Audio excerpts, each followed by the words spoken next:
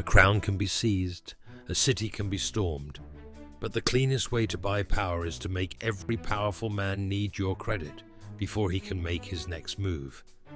I'm Simon, and this is the Medici Monopoly, the quiet banking machine that turned Florence into a command center of European capital. The family did not begin as kings, they did not rule with armies. They built a deeper kind of control. They placed themselves between ambition and money, then charged the world for passage. Florence was made for this play. It was rich, proud, crowded with guilds, merchants, rival clans, and men who spoke of civic virtue while fighting for office in private rooms. Wool and silk brought cash, trade brought contacts, politics brought risk. In that chaos, the man with liquidity was not just useful. He was essential. Giovanni de' Medici saw the opening. He was careful, patient, and far less noisy than the men who wanted visible power. But he understood a hard rule of finance. When a city runs on credit, the lender becomes part of the government, even if his name is not on the door. The Medici Bank was not a bank in the modern sense, but it was not primitive. It used branches, partners, agents, ledgers, deposits, and bills of exchange. It moved value across cities without always moving metal. In an age when coins could be stolen, clipped, delayed, or lost on the road, the Medici sold something more valuable than silver. They sold trusted settlement. That trust became their first monopoly. Look at the neat design. Each branch was a separate partnership, so profit could be shared and risk could be boxed. If one city failed, the whole house did not need to fall at once. That was risk management, not luck. The Medicis spread capital across places, people, and uses, while keeping the family name at the center of trust. Then came the real prize, the papacy. Rome was not only a seat of faith, it was a giant cash machine. Fees, church taxes, appointments, donations, and payments moved toward the papal court from across Europe. Whoever handled that flow gained access to deposits, private news, and the men who sat near the highest table in the West. The Medici became papal bankers. That phrase sounds polite. It was anything but small. It placed them near the richest moral brand in Europe and gave them a role in moving church capital through a world where money, sin, debt, and power all had to be dressed in careful language. Interest was a problem. Open usury could stain a name. So high finance learned to hide profit inside exchange rates, timing, fees, and currency moves. A bill of exchange could shift value from one city to another and create a return without looking like a crude loan. It was financial engineering before the word existed. This is where the Medici were lethal. They did not merely lend, they structured flows. They knew where cash was trapped, where it was needed, which currency mattered, which client was weak, and which favor could be priced later. Money in a chest was dead. Money that could appear in Rome, Florence, Bruges, or Venice at the right moment was leverage. In Florence, that leverage became asset control. The Medici did not need to own every workshop, office, or palace. They owned the pressure points, a merchant short of cash, a noble family under strain, a guild faction that needed support, a church official who needed smooth payment. Each request added one more thread to the net, and the net tightened.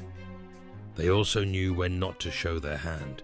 A loan could look like help, a gift could look like honor, a delay could look like patience, but each move adjusted the balance of power by one quiet degree. Cosimo de' Medici inherited more than wealth. He inherited a machine of obligation. His rivals understood the threat and forced him into exile. On paper, Florence had removed the man. In practice, it had not removed the credit web below him. His allies still owed him. His clients still needed him. His name still moved like currency through the city. When Cosimo returned, it was not just a family victory, it was a market correction. Florence had tested whether it could function without the banker who had financed so many of its quiet needs. The answer was no. From that point, the Medici mastered the art of power without a crown. Visible power draws enemies. Invisible debt creates obedience that can be called friendship. Cosimo funded churches, libraries, art and public works. But this was not soft charity, it was capital allocation with political yield. A chapel bought memory, a loan bought silence, a favor bought votes, a commission bought status, a rescue bought loyalty. The Medici name itself became collateral. In a Europe of fragile states and dangerous roads, reputation lowered the cost of doing business. If a house was trusted in several cities, deals moved faster. If deals moved faster, volume grew. If volume grew, the network became harder to replace. That is how a financial brand becomes a moat. Their monopoly was not one product, it was a position. The Medici sat between money and ambition. From that seat, they could see who was rising, who was desperate, who was pretending to be solvent, and who would trade future freedom for present cash. Information was the silent asset. A banker sees what a soldier never sees. He sees who cannot pay wages. He sees which prince needs credit before war. He sees which merchant is too stretched. He sees which official has power but no liquidity. Clients reveal weakness when they ask for terms. The lender learns the map of fear before anyone else. That is why relationship banking can become a form of market intelligence. The borrower brings the secret to the desk. The banker prices it.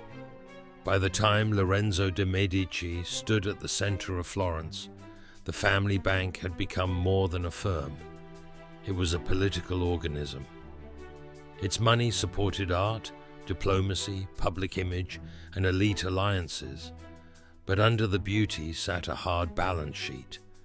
Branches had to be watched, partners had to be trusted, borrowers had to repay. Influence had to be defended, and rivals did not stay quiet. The Pazzi conspiracy was not just a bloody family drama. It was a direct assault on Medici dominance. Banking, papal access, Florentine office, and elite resentment all fused into one act of violence. When rivals cannot beat a ledger, they may reach for a knife. Lorenzo survived, but survival did not erase the deeper weakness. Financial empires die when leverage becomes too complex to police. Some Medici branches took bad risks. Some managers served local interests. Some rulers were too powerful to press for repayment. A royal client can look like a prize, until the debt turns into a hole in the balance sheet. That is the dark edge of lending to power. The bigger the name, the harder the collection. The Medici rise was built on selective credit, papal access, reputation, and timing. Their decline exposed the other side of the same structure. Every alliance is also an exposure. Every loan is a claim on future behavior, and every branch is a place where discipline can leak. For a long period, the loop worked beautifully. Papal finance produced liquidity. Liquidity produced influence. Influence produced political control. Political control protected the bank. The bank then produced more liquidity. a perfect circle, until the circle became too large, too political, and too human. That is the strategic post-mortem. The Medici did not buy Europe by owning more gold than everyone else. They bought the channels through which ambition needed capital to move. Their monopoly was built on trust, information, selective credit, and the skill of making powerful people dependent while leaving them their titles. Florence believed it was run by offices. Rome believed it was run by faith. Princes believed they ruled by blood. But behind the curtains, the ledger often knew more than the throne. That was the Medici machine. Not loud, not simple, not invincible, but for a time, brutally effective. They proved that capital does not need to sit on the throne to rule the room. It only needs to control who can afford to act. Thank you for watching. If you value sharp historical breakdowns of monopoly, leverage, capital, and power, like this video and subscribe. I'll see you in the next one. So here is the question. Was the Medici Bank truly a bank, or was it the most advanced political control system Florence ever produced?